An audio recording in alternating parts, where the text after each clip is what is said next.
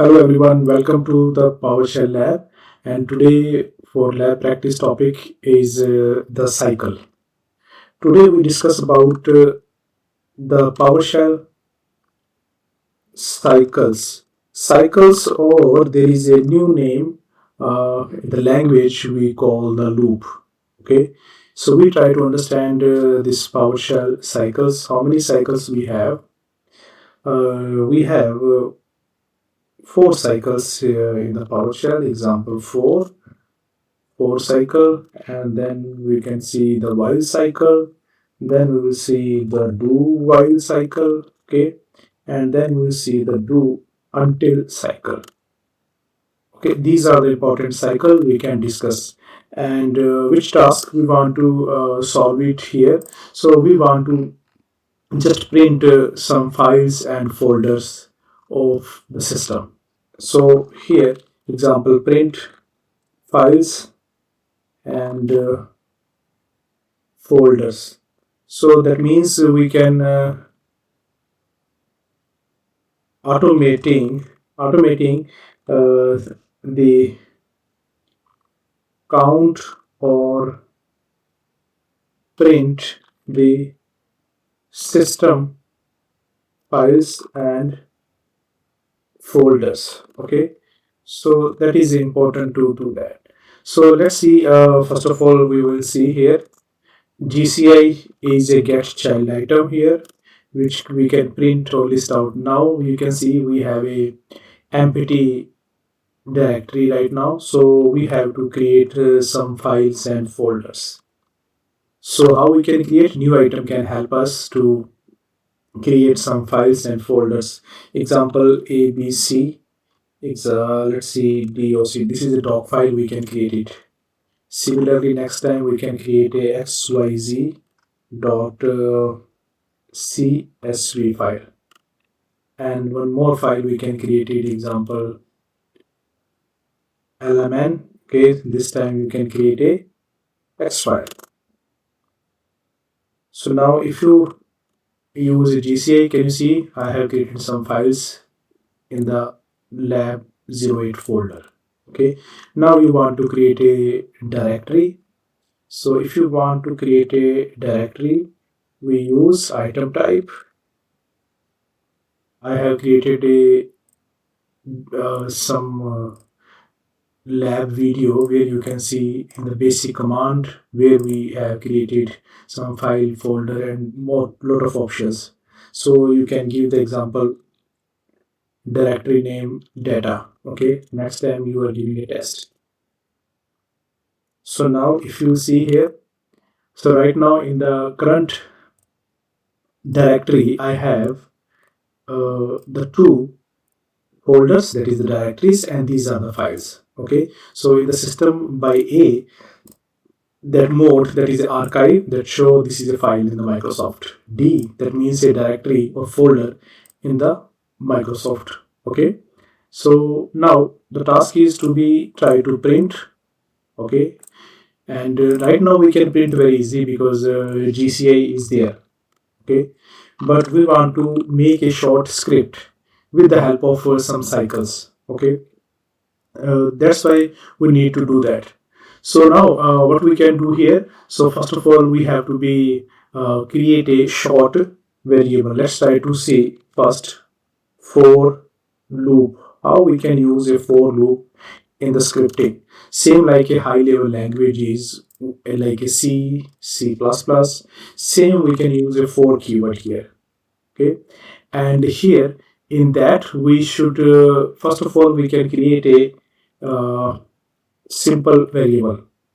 Okay, this is important that the variable always stores some value, but right now what I wanted to store, I can store directly the cmd-let. Can you see this cmd-let? If I use here, can you see I can print it. So I can give this cmd-let to the my variables. Okay, so this variable can store it, but after that what we can do, this is my choice. Example here, right now there are a lot of parameter we have. Example file. So this will only give me the files. I want to show you in the command line here. So I can print only files. Okay. If I give the directory option, I can display only the directory. So this is your choice what you want to do. So suppose right now I wanted to work with the file. Okay. Now I want to see where is the location. Okay. So get location can help me. So this is the current location. So you can copy from here and paste here. So guys, this is the complete variable is ready. So it will pick all the files and will store into which variable? $list. So we can create a variable in the PowerShell only with the dollar. So dollar symbol is important. So dollar symbol we can do that. Okay. Okay. Now what we can do? We have to be first of all you can create a one variable example count variable just like a counter. It start with the 0 actually. Okay. And then after what we can do example start. You can take any variable up to you, but better to be readable that start with 0. Okay, so we initialize the variable that will looks like a simple initialized variable, just like another language. So start 0, and then after next this start will goes to here. We don't use such a symbol. Okay, in the PowerShell we use a operator. Can you see this is operator here? If you press a hyphen here, then you will see this operator. Okay, the moment less than operator I can use lt hyphen lt. So this is the operator, and then after this variable will goes up to the length of the list actually, right? So you will see here if we do that here. Okay, that means what is the length here? That means this is a 0 position, this is a first, second, third and fourth. So this is actually the length. Okay, so first it will start from here, then goes to second, third and fourth, so on. Okay, that's why I can use it.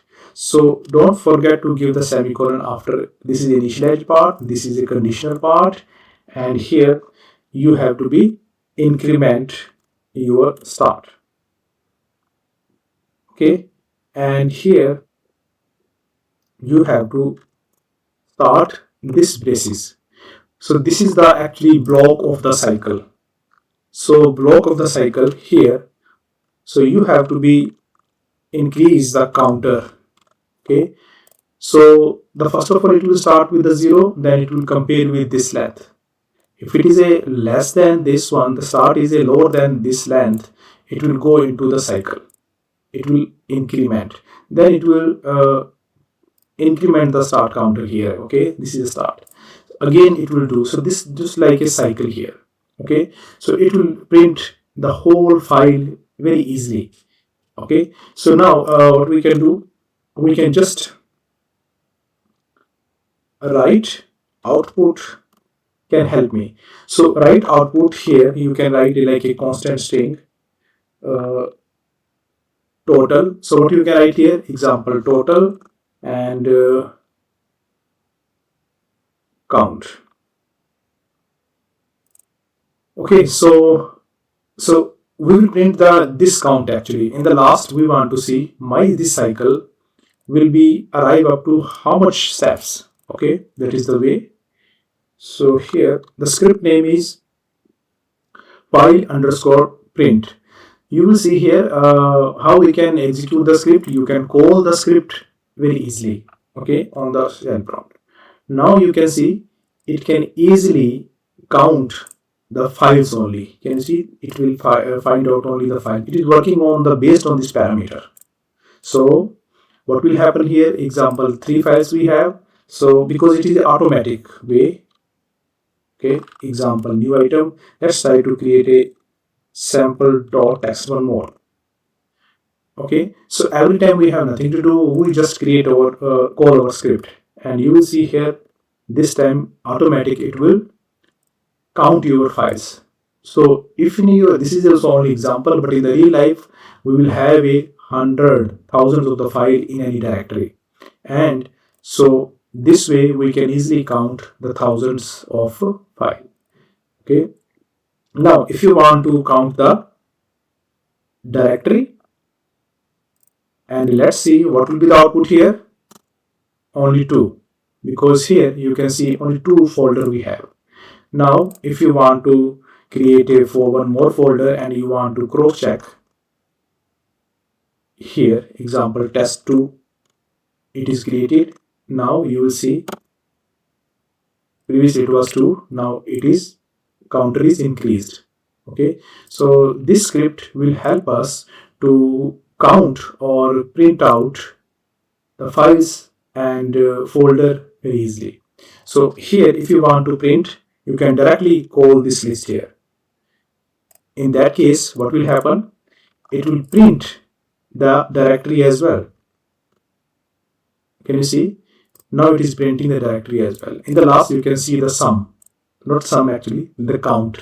Okay, so this is guys the for cycle.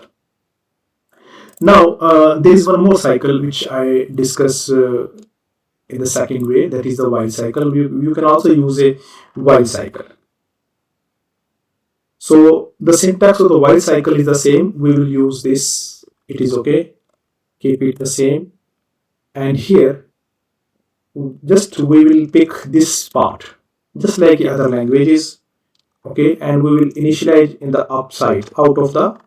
There is no way to make a semicolon here. Okay, and here what we can do, while should be here. This is the condition part. It is okay. And you can pick this increment part here. That's all. That's very simple. And every time don't forget to save the script. Control S will help us. Okay, and let's see. It is the same here. Okay, so whatever we did with the for cycle, same thing we did with the while cycle. Okay, but the for cycle, just like we should say, it is only iteration. It will just iterate over the each item. Okay, so but in this case if you use the while cycle, it will execute as long as the condition goes okay, that means true. Until this condition is true, my cycle should be work. So in my cycle I am just incremented my start counter and count counter. This is actually initialized variable which is in the beginning I show you here. Okay, in the last just print statement. Okay, so guys, this is the while cycle. Okay, now there is a one more cycle. Just put do in front of while. Now it will be the do while. So the name shows do first and then while. Okay, so here what we can do here, we have to be just initialize the counter outside. Okay, and after then what we have to do, we have to be just use the do. Okay, here just pick this condition here. Okay, so what we can do, just do your work first under this block. So first of all initialize the counter, then it will be goes up to just incremented. The start will be 1, count will be 1, right? And then this will be compared with this length. Okay, that means my cycle will be execute at least once. Okay, and then after condition will be checked out, right? So this is the same phenomena like other languages. So it will just continue while the condition is the true. If the condition goes wrong, it will be out. Okay, so now let's try to do. Great, I can find the same results here.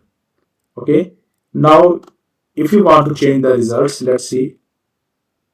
file, I change. Now I will give me the files. So guys, this do while cycle, we know very well that this is the do while. Okay, so that means do first, then check the condition. Very simple. And one more cycle is left here, that is do until. Okay, so everything is the same, just you will change here. What you will change here? Until. So everything is the same, nothing to change here. Okay, but here we have to be change the condition. We have to be tell the system this is a false. So how I can make a false? Just like a making the greater than symbol here in this example only. Okay, so what we can do here? So I should say here it will execute the loop cycle first. Okay, and then continues until a condition become true.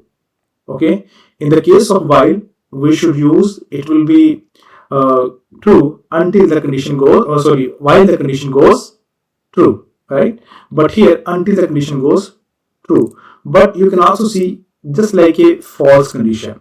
Okay, so knowingly I make it false. Okay, until it goes yeah, while it will be the false, it will be okay.